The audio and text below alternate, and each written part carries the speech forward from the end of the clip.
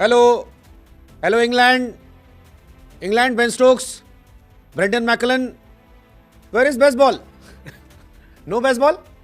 हाँ, आज सारी दुनिया यही सवाल पूछ रही है कि भैया वो जो इंग्लैंड बेसबॉल का गाना गाती थी उसे लॉर्ड्स पर बेसबॉल भुला गया, या एक मैच की हार ने इंग्लैंड को औकात पिला दिया? हाँ, मतलब ये वो इंग्लैंड तो नहीं है जिसे हम और आप जानते थे, क्योंकि इंग्लैंड को बड़ा गुरूर था कि भैया हम तो एक दिन में 500 ठोक देते हैं। पिछले मैच में हैरी ब्रूक ने कहा था कि हम कितना भी स्कोर हो जाए भाई साहब चेज कर लेंगे। फिर 300 प्लस रन से हार हुई और एक हार ने ही इंग्लैंड को अंजर पंजर खंजर कर दिया। हालत यह है कि India versus England third test match Lord's के पहले दिन इंग्लैंड बल्लेबाजी करने तो आई, बल्लेबाजी की भी, विकेट बचाए भी, लेकिन कहानी यह है कि ये सारी चीजें बेसबॉल की कीमत पे। वो जो बेसबॉल का गाना बेन स्टोक्स गा रहे थे वो खुद 101 गेंदों पर केवल 39 रन बनाए बैठे थे, और ये बताने के लिए काफी है कि इंग्लैंड की कहानी जो है वो कहां तक चली गई है, क्योंकि कप्तान बेन स्टोक्स का जो स्ट्राइक रेट था वो केवल 38 का था, और उनके साथ जो रूट खेल रहे थे वो 51 के स्ट्राइक रेट पे थे। अब 51 और 38 का स्ट्राइक रेट बेसबॉल का तो नहीं हो सकता। इंग्लैंड ने पहले दिन 251 रन बनाए 83 ओवर में और केवल 4 विकेट गंवाए। बैटिंग के पॉइंट ऑफ व्यू देखेंगे तो मैच फिलहाल 50-50 है। अगर इंडिया ने आकर सुबह 4-5-6 विकेट निकाल दिए 50 रन के अंदर तो इंडिया एज में आ जाएगी। अगर जो रूट और बेन स्टोक्स ने सेकंड डे रन बना दिए तो इंग्लैंड शायद फायदे में चली जाए। लेकिन कहानी यह है कि इंग्लैंड ने इस मैच को फंसा दिया, और लॉर्ड्स टेस्ट मैच जो कि सड़क पर हो रहा है वहां पर फिलहाल बेसबॉल गायब है। और बार बार इसीलिए हम पूछ रहे हैं कि knock knock England, where is baseball? No baseball?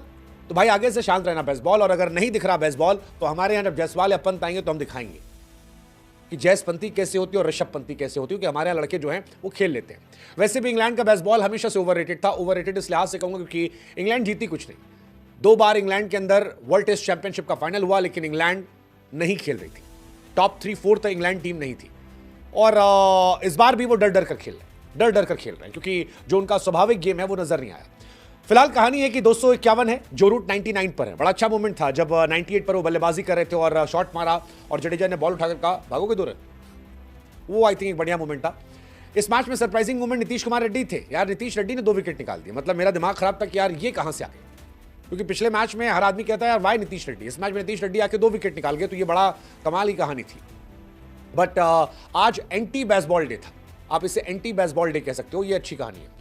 Ravindra Jadeja वाला मूवमेंट जो था वो बढ़िया था। सिराज ने भी जो रूट से पूछा आज कि where is the baseball, I want to see baseball, लेकिन आज इंग्लैंड वाले जो थे वो शांत थे। वो हैरी ब्रूक जो ज्ञान देकर गए थे ऋषभ पंत को कि मैंने 50 गेंद पे शतक मारा था, एक ही मैच में हार मानने के बाद वो गायब हो गए। हालांकि इस मैच में ऋषभ पंत को थोड़ी चोट लगी है और फिलहाल वो ट्रीटमेंट पे गए हैं। ये थोड़ा सा अनफॉर्चुनेट चीज था। उनकी जगह ध्रुव जुरेल जो है वो बल्लेबाजी करने आए। इंग्लैंड की ध्रुव जुरेल कीपिंग करने आए, बल्लेबाजी कहाँ करेंगे वो। 1-2 रिव्यू उन्होंने गंवाने की कोशिश की थी, हालांकि लिया नहीं गया। वो जडेजा की बॉल पर पीछे जो रूट का कैच की अपील उन्होंने की, कहा कि कुछ तो टच हुआ है, लेकिन वो टच था नहीं। बाकी इंग्लैंड के बल्लेबाज कुछ खास नहीं कर पाए। जैक क्रॉली जो उन्हें खेलना आता नहीं है वो 18 रन बनाकर फिर आउट हो गए। मैक्सिमम आउट होते हैं वो कई साल में एक बार चल जाते हैं। बेन डकर 23 रन बनाकर आउट हुए। ओली पोप जिससे इंग्लैंड को होप थी वो 44 पर गए। हैरी ब्रूक ज्ञान देने वाले खिलाड़ी 11 रन बनाकर गए। जो रूट 99 पर खेल रहे हैं और बेन स्टोक्स 39 पर। ये 2 खिलाड़ी अच्छे हैं। इसके बाद इनका विकेट कीपर तगड़ा है। ये 3 विकेट अगर इंडिया ने सुबह निकाल लिए तो इंडिया की बल्ले बल्ले हो जाएगी, नहीं निकाले तो फिर ये मैच इंटरेस्टिंग हो जाएगा। लेकिन फिलहाल कहानी है कि 2 विकेट रेड्डी निकाले, 1 विकेट जडेजा ने और 1 विकेट बुमराह ने। आकाशदीप और सिराज जो पिछले मैच के हीरो थे, बुमराह के आते उन्होंने कहा कि भाई साहब हमको परफॉर्मेंस करने की जरूरत नहीं है, आप आ गए हैं, आप ही विकेट निकालिए, जब आप नहीं होंगे तब हम अच्छा करेंगे। वैसे भी सिराज का पूरा करियर आप देखोगे तो इसी में चला गया है कि with Bumrah Siraj is average bowler, without Bumrah Siraj is a good bowler. Same कहानी इस बार आकाशदीप की भी लग रही है कि विदाउट बुमराह कोई विकेट नहीं। बुमराह जी विदाउट बुमराह 10 विकेट, और इस मैच में विद बुमराह अब तक 0 विकेट है। जो रूट की तारीफ कीजिए, क्योंकि 44 पर 2 स्कोर था जब जो रूट बल्लेबाजी करने आए थे, और एक बार फिर बताया कि वो इतने बड़े प्लेयर क्यों हैं। मोस्ट 50+ स्कोर टेस्ट क्रिकेट की बात करोगे तो जो रूट फिलहाल 103 पर आ गए हैं, और तेंदुलकर के 119 से थोड़े ही पीछे। रकी पॉन्टिंग के 103 और कैलिस के 103 के बराबरी की है। आई थिंक ये बड़ा इंटरेस्टिंग कहानी है। जो रूट सेकेंड मोस्ट अगर आप देखोगे रन बनाने वाले, 156 test match, 13,000 plus run, 50 plus का एवरेज, 67 50s, और कल 37 शतक हो सकता है अगर वो 1 रन बना लिए। I mean he is a GOAT in test cricket. Tendulkar के काफी करीब वो है, देखने वाली कहानी होगी, और लॉर्ड्स में एक और शतक उनके नाम आ सकता है। तो ये इंटरेस्टिंग कहानी है। जो रूट के नाम कई और भी रिकॉर्ड बनने वाले, जैसे मोस्ट टेस्ट रन्स घर की अगर बात करोगे तो 7,578 रन रकी पॉन्टिंग के हैं, 7,216 रन तेंदुलकर के हैं, 7,167 रन जयवर्धने के हैं, 7,035 रन जैक कैलिस के हैं, और जो रूट के 7,000 रन हो गए, जो बताते हैं कि वो कितने बड़े खिलाड़ी हैं। लेकिन सवाल वही है कि एक सिराज बाबू बिना बुमराह के रहते चलते क्यों नहीं है? आकाशदीप ने भी मानो वही दोस्ती कर ली है। पिछले मैच में रील बनाई थी कि दो भाई दोनों तबाही, इस मैच में दोनों भाई शांत बैठे हैं। और दूसरा, where is baseball man? Why no baseball? एक मैच हारे और फ्लावर हो गई फट। आई मीन हाँ, लग तो वही रहा है। What's your take? Let us no.